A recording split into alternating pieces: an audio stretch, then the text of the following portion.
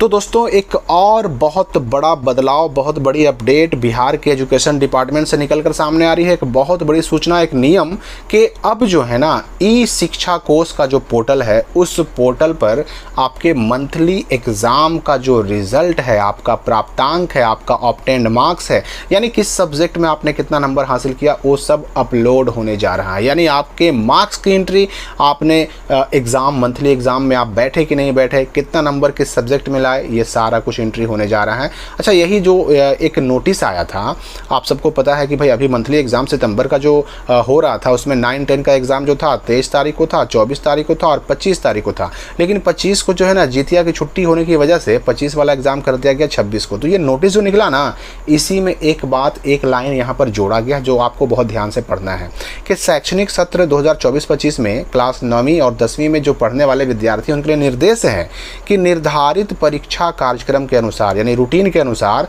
मासिक परीक्षा में, यानी मंथली एग्जाम में निश्चित रूप से सम्मिलित होंगे। अनुपस्थित, यानी जो बच्चे इस मंथली एग्जाम में शामिल नहीं होंगे, वैसे बच्चों का प्राप्तांक यानी उनका मार्क्स, वो जो है, और उनका परिणाम यानी उनका रिजल्ट पोर्टल पर दर्ज नहीं हो पाएगा। पोर्टल यानी किस पोर्टल की बात की जा रही है? तो ई शिक्षा कोष पोर्टल की बात की जा रही है। और अगर परिणाम जो है, रिजल्ट और उनका मार्क्स पोर्टल पर दर्ज नहीं हो पाएगा, तो उसकी वजह से अगर कोई परेशानी होती है, आगे अगर कोई विद्यार्थी को दिक्कत होती है, छात्र को प्रॉब्लम होती है, तो उसके लिए जिम्मेदार कौन होंगे? तो विद्यार्थी खुद होंगे और उनके अभिभावक, उनके गार्जियन होंगे। इसलिए सभी विद्यार्थियों और उनके गार्जियन से अनुरोध है कि मासिक परीक्षा को गंभीरता से लें। यहाँ पर एक हिंट दे दिया गया कि परिणाम यानी रिजल्ट मंथली एग्ज़ाम का अब अपलोड होगा कहाँ? तो ई शिक्षा कोष के पोर्टल पर। अब मैं आपको लाइव दिखाता हूँ ई शिक्षा कोष के पोर्टल पर यह ऑप्शन आया है कि नहीं आया है। देखिए, यहाँ पर जब स्कूल कॉलेज वाले जब लॉगिन करते हैं ई शिक्षा कोष के पोर्टल पर, तो वहाँ पर लॉगिन करने के बाद जो है ना एक ऑप्शन अब आ गया है, स्टूडेंट मार्क। ठीक है, ये मार्क्स एंट्री करने का ऑप्शन आ चुका है। अब अगर इस स्टूडेंट मार्क्स में जाएंगे ना, तो अगले पेज में खुलता है क्या? तो यहाँ पर किस तरह के एग्ज़ाम का आपको नंबर एंट्री करना है, मंथली है कि क्वार्टरली एग्ज़ाम है कि हाफ ईयरली एग्ज़ाम है कि एनुअल एग्ज़ाम है, और किस महीने के मंथली एग्ज़ाम का नंबर आपको एंट्री करना है, किस क्लास के लिए एंट्री करना है। यहाँ पर 9, 10, 11, 12 सभी क्लास के लिए आ चुका है। सेक्शन चुन लेना है, और अगर 11-12 की बात करें हम, तो उसके लिए फिर स्ट्रीम भी चुनना पड़ेगा, साइंस, आर्ट्स, कॉमर्स, और उसके बाद उस क्लास के सारे बच्चों का लिस्ट नीचे खुल जाएगा। उन सभी बच्चों के नाम के सामने नंबर एंट्री करने का ऑप्शन आ चुका है। तो स्टूडेंट मार्क्स आ चुका है। अब यहाँ पर देखिए समस्या किसको होगी? अगर कोई बच्चा अभी भी, ये जो मंथली एग्ज़ाम होते रहे हैं, अगर कोई बच्चा अभी भी इस मंथली एग्ज़ाम को सीरियसली नहीं लेता, इसमें शामिल नहीं होता, हो सकता है कि अब तक कोई प्रॉब्लम ना होता हो सकता है कि आपका स्कूल कॉलेज आप पर कोई कार्रवाई ना करता हो, लेकिन अगर ये मार्क्स की एंट्री पोर्टल पर होने लगी ना, तो आपका स्कूल अगर आपके मार्क्स की एंट्री नहीं करेगा, तो फिर समझ लीजिए कि आप आ जाएंगे बिहार बोर्ड की नज़र में कि हाँ भाई, ये बच्चा जो है मंथली एग्ज़ाम में शामिल नहीं हो रहा है। और अगर इतने बड़े स्केल पर, इतने बड़े पैमाने पर ये एग्ज़ाम कराए जा रहे हैं हर महीने, तो इसमें शामिल ना होने पर BACB आप पर कार्रवाई भी कर सकता है, क्योंकि उसके पास रिपोर्ट चला जाएगा ना।